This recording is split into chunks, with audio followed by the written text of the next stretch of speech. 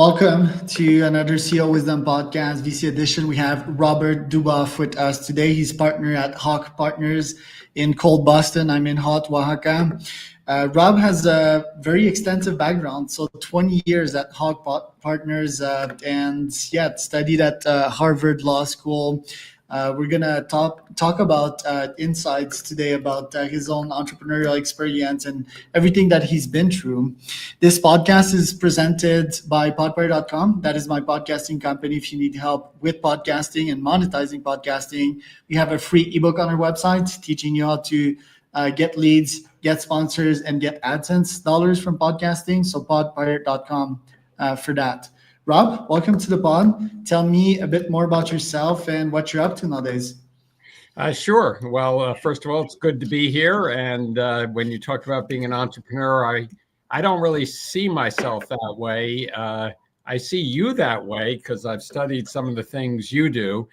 So you may want to talk about that a little bit. But I basically have been a consultant, it seems like my whole life. I, for a while, was on the client side. I was the chief marketing officer for Ernst Young before starting HawkPartners, and after being a strategy consultant at what is now Oliver Wyman for 20 years. But I'm very fortunate, just love doing the work itself. Always been doing market research and marketing consulting, which I think you need one and you need them to go together. And started this firm with a partner, basically because we felt we had learned enough about what not to do in running a firm that we thought we could probably do something. And 20 years, 21 now, seems to be working. So to that extent, I guess we are entrepreneurs. Right. And tell us about the challenges you faced throughout your career on the business side of things, and how did you surpass these? Well, I think a problem has always been, how do you manage professionals? That's really, so I've been managed and I've managed people really I was very lucky. I got hired when I was in my 20s and got to run a division of a consulting firm. So I was kind of middle management right from the beginning. And I think the issue is there's a balance between the people who are best at selling something, professional services, are not always have the best values. And that, to me, has always been the tension. People who can sell, but maybe are egotistical and are not good teammates. I think sometimes the best salespeople are not great teammates. How do you manage that? How do you create a culture when you really think that it's really a team, especially in this day and age? So that's always been the tension right from the beginning for me. Right. And like you said, especially in this day and age where we're taught that being cutthroat is how you get to the top, right? I think that's the prevalent philosophy nowadays in business. Should people go that way and get to the top as quick as possible, the classic fake way, sort of, or stay true to their values? And how do you even stay true to your value if most people don't even know how to identify what these are? Yeah, that's, it is true, Charles. Most companies, have values. The big companies, you look on their website and, one example is, of course, something about their people are their main asset. And of course, that's only true until they have a bad quarter and they lay off those assets. And we decided when we started HawkPartners, really to put our values right out front. Part of the reason is the co-founder and I are very different people, which I think is a strength. We approach things differently, but we always shared these values or principles, like teamwork being important, like in our case, trusting our partners. Everybody at HawkPartners is a partner from the time we have about 80 partners. We don't have different levels. We trust our people. That's what we decided as a basic core. So we don't have timesheets. It all hopefully comes together. But there's still the model. I mean, there are many successful consultants at other firms who are probably, solo practitioners who sell and are not wonderful with people. The people who work for them, literally they work for them as opposed to being teammates. We're trying to do it differently. Either path, I think, can work. It really depends on what kind of company you're trying to have. Right. And how do you first select these partners of yours? Psychometrics? Do you have a list of criterias? How do you go with that? It's a great question. What we do is a little differently. I'm a big fan of Kahneman and behavioral economics, behavioral science. And he would say, we come to any interview, you see me, you already have some ideas in you can't stop your, what he calls system one, your stream of consciousness. You have some opinions of me just from the way I look. And I have the same from you. And then maybe that's modified a little as we talk, but maybe it really isn't, because your brain still is framing everything I say within what is this guy? Who is this guy? So having criteria, and what you're going to do is just talk to somebody for a while to decide if you want to hire them. You look at their background. For example, we would want, typically it's going to be a college graduate. We don't care about graduate school. We want some show of, we want somebody who's intelligent enough. We think what we do is thought work. But other than that, it's really a matter of judgment. So what we do is we make sure that 5 or 6 of our people with different experience and different life experience, different work experience, they interview them. We almost have, one negative vote and we won't hire them. It's not always that way, but we feel the strength of numbers. If 5 or 6 of our partners say this is somebody we'd like to work with, then we're going to hire them. That's typically the way we do it. And you mentioned the keyword thought work. To me, AI is the ultimate thinking machine in many ways nowadays, and it has huge potential. Do you guys leverage this technology to get better market insights? We are, I guess we call ourselves agnostic about techniques and tools. We'll employ them. We don't have our own, but we will use outside providers who we also call partners, people who help us in various things, have technology that we think is good. That's more the way we do it without pushing something, although I do try and push behavioral economics. But other than that, no technology we really push. We try and listen to what the client issue is and then propose it. And what mental models do you use with that client? Do you absorb data first before having that conversation? How do you absorb that data? Yeah. And how many brains participate to that conversation with the client? Yeah, great question. In the best of all worlds, when you have time and you're doing it right, you're doing a lot of background. So before doing this, you were kind enough, you sent me some materials about your venture and how you approach things. And in the same way, almost any company we're going to talk to, when I started, you had to go to a library, you actually had to go somewhere, and there still might not be much information about a company, especially if it wasn't a big one. Now, it's just common sense to immediately, we'll query AI, which will have some insights into the company and what's important about them. You can get obviously a wealth of it. So that's the way we'd always start. When you have time, the best thing to do is, if you and I were going to approach a client meeting, we should both do our homework, but then, hypothesize, talk a little before the meeting, figure out which role each of us is going to play. In general, I think the key is asking a lot of questions. The way, that's what you're doing now. And you have even said you learn from what the people you're talking to answer. That's, a lot of my training would be the exact same. In market research, that's really all we're going to do, is ask a bunch of questions. So you have to prepare. And I think asking, this is what you do in the podcast. Asking good questions is a key talent that hopefully our people have. Right, it's like the platonic answer. Who do you get in these sales calls? Who's your ideal customer persona? Like your best type of buyer, their personality, their demographics. Who buys from you nowadays?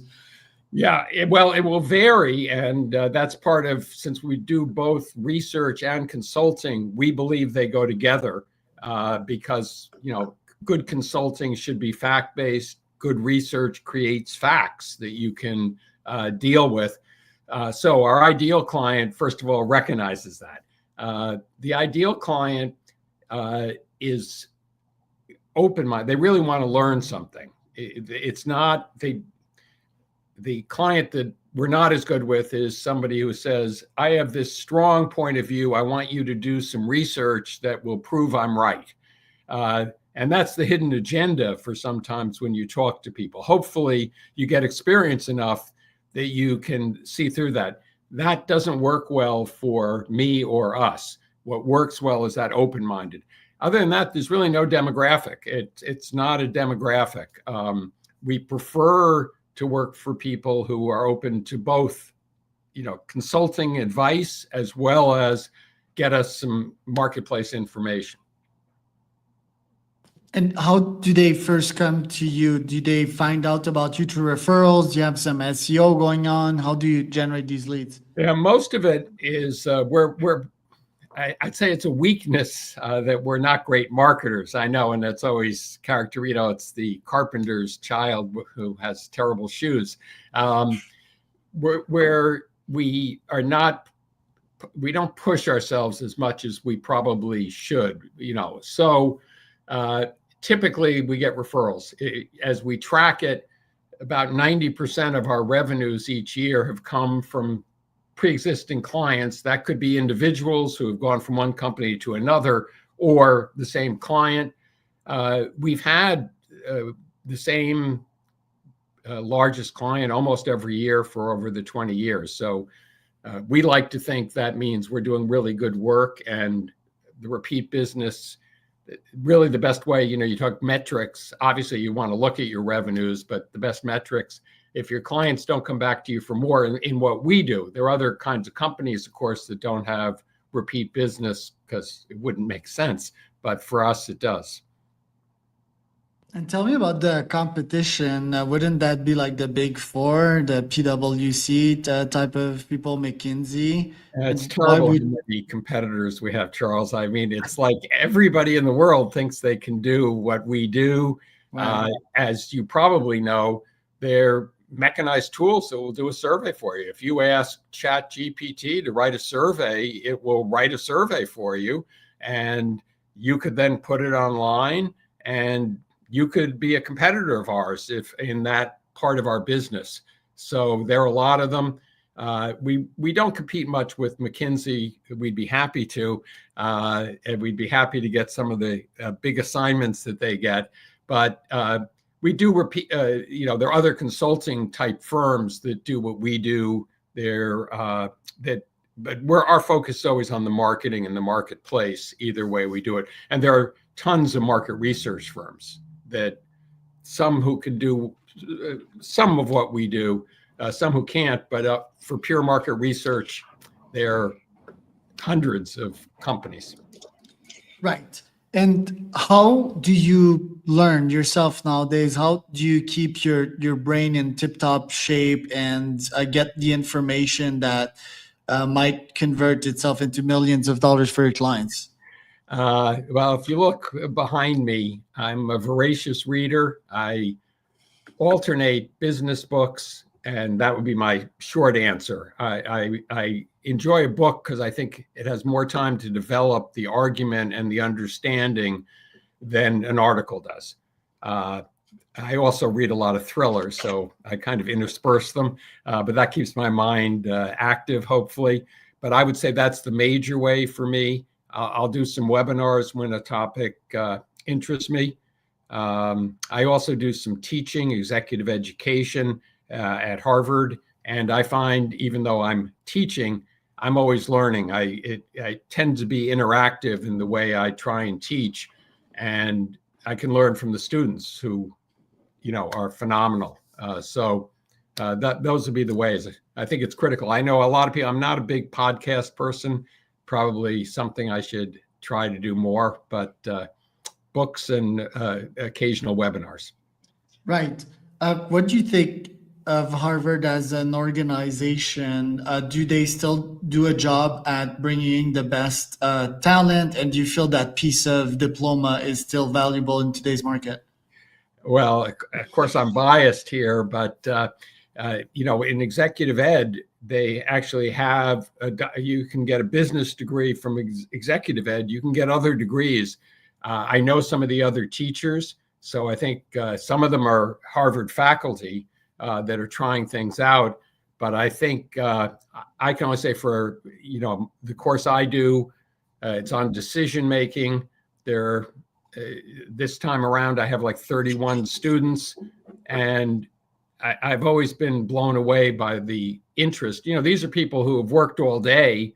Some of them actually, we've had students across the world who are doing this 2-hour class at 3 o'clock in the morning. So their desire to learn is so rewarding for anybody who's trying to teach them. So I would say, at least this is the Harvard Extension School, it's called, the quality is great. The undergraduate, I can't speak as much for, but certainly it has the reputation of being a great school, and I'm sure it still is. And what piece of wisdom would you have for these students that want to start their own business in this current market? To me, and it fits with the course. First, know yourself, understand your style, understand. One of the things, Charles, I notice, and you may have seen it too. Obviously, you talk to a lot of people. Oftentimes, we're making decisions that we somehow think we should. It isn't what we feel inside. It's intellectualized. And I would say over-rationalized. So my advice would always be, are you going to enjoy what you're doing? Life is short. Make sure you enjoy it. You do 100 different things, it looks like.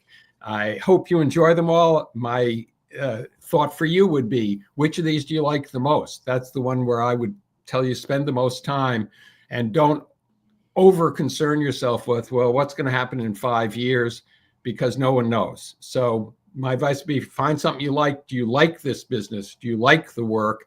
Know your own weaknesses so you can supplement. My partner, the co-founder, he and I, as I said, we're very different, but that's great. He covers my blind spots and my weaknesses.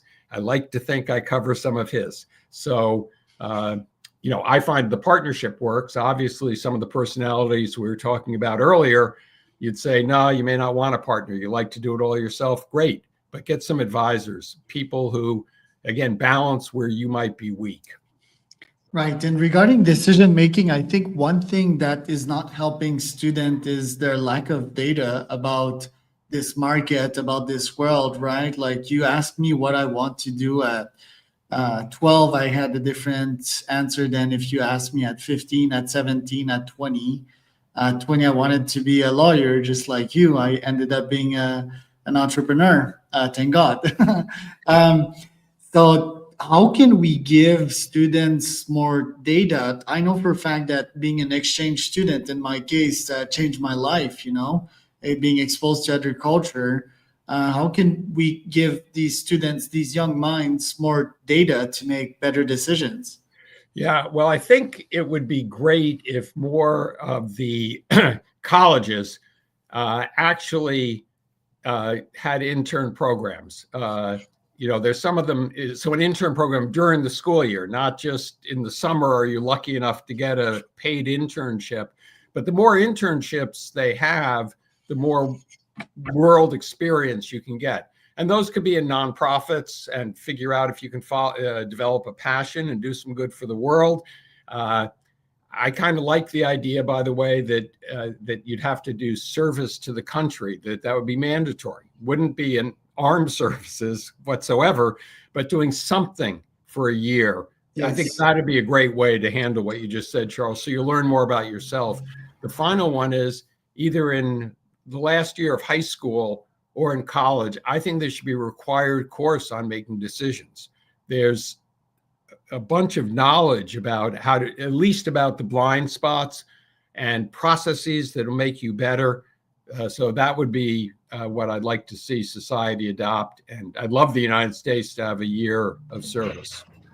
Yeah, and what about like service to your community, right? Because when Yeah. I was young, I was like rebellious, right? And I didn't respect the work of the police force. For example, I was a little rebel. I hated them and so forth. What if I was conscious of how a municipality works, how the money of taxpayers goes into this, and I get water in exchange and these park facilities, right? Like I didn't know any of that, and what you get is a clash with authority, right? So I think that'd be great to really understand Yeah. the fundamentals, and these things most of the time they're actually hidden from Yeah. us, right? It's like That's a, banks, they're not sharing info with us because they don't want people to start withdrawing their money, right? Like this info is hidden from us, and that should be changed. no, well, while we put in my course on decision making, we could go back in history. They used to be in the United States. Of course, when you were first year of high school, you had to take a course called civics. And it was really about what you just said. So much more of an appreciation for how government works. Obviously, right now in the United States, we have a president and a ruling party that doesn't respect government. It doesn't respect that. That's very sad. And but I think part of that could be traced back to the fact that we no longer have a kind of required course in most high schools on civics. So the rebellious people like you, there's no reason not to, because there's no education about where the tax dollars go or how all those things. What else should we teach at school? I definitely have entrepreneurship on top of that, meditation, mandatory sports on a daily basis to stimulate brain growth, bodily growth, grit, and resilience. What else? Yeah, well, grits and resilience is a phenomenal thing. And of course, there's an argument about whether you're born with it or can it be built in. Your idea of physical activity, I think, is phenomenal. It's interesting because there is so much of a body of knowledge about what's good for our bodies, but you have to pursue that on your own. You're not really taught that. And you have more of a chance of getting somebody to have a healthy diet when they're 15 and maybe want to develop some relationships with whomever they're attracted to. And you have much less chance of doing it when somebody's already 20 pounds overweight and, they kind of figure, it's too late. So those would be good things. It's like we have all these bodies of knowledge and none of it gets through to young people who are open to knowledge at some point.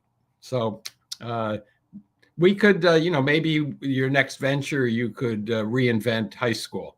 And I'm not sure how you get paid for it, but you can figure that out. Yeah, it's there. It's called ceouni.com. And I knew you had a business for it. Yeah. Yeah, 7-year-old kids, that's the least age we're going to accept. And we're going to make them profitable in a year. That's the promise. And the tuition will be 100K, which I believe is similar to Harvard, right? It's about the same, although you seem to have a higher ROI than they do. So you may have a good selling point there. I didn't realize how I was setting you up for a commercial, but I'm happy. Yeah, that one is close to my heart though, because like that system wasn't built for me. I was always really good at school, but always like really rebellious, right? So I never really fit in that system. I rediscovered the love for education at college level, uni level. But yeah, I really have a chip on my shoulder for that one. I'm like, I don't want my kids to go through this. regarding that, what's your teaching style, and what are the best teaching styles nowadays to teach a young brain some new ideas? Well, at least I understand attention spans are dwindling. Uh, so where I fall short is I'd like to have more multimedia in my teaching, but so that's for me to learn and keep developing. As it is now, I try and have the people in the class participate as much as possible so that all the students can learn from each other. Obviously, I'm quite a bit older than even my oldest students, although in the extension school, you get people in their 50s, up to their 50s. I'm still quite a bit older than them. So it can be more relevant for them. They can use the chat. It's virtual, so they can use the chat to talk to each other. So I think that's part of it. The ideal is to have them thinking during the class, not just absorbing, trying to have them active. I wish the classes were in person. However, if they were, then you wouldn't have people from across the world. So we get much more diversity in the class. But obviously, the way I like to teach is easier in person. Right, and aren't like interviews one of the best style of learning? Like if a student would interview another about their aspirations, about how they make their decisions, and create like a micro podcast, I think that'd be super cool in the context of the class. I think technology is huge as well. They can each have their own GPT and learn from having their own conversation open and ask it questions, and yeah, really interact, right? Because that's how the brain learns. Not so long my learning routine, I would read books, then Wikipedia, but nowadays it's just me chatting with a chat at GPT. So I can ask it directly exactly what I want, and I get an answer. And all of that, I can go in a serotonin rabbit hole, and get really smart about something real quick. So yeah, technology is quite important there. Yeah, well, I enjoy using ChatGPT. I mean, I have to admit, it's I don't want my students to use it on their tests, but other than that, I think it is a phenomenal tool. There you go. Rob, where can people find out more about you? They can look at our website, HawkPartners.com. They can leave a question for me or anybody else there. Happy to chat with anybody who's watched this and has any interest in any of the things we've covered. Was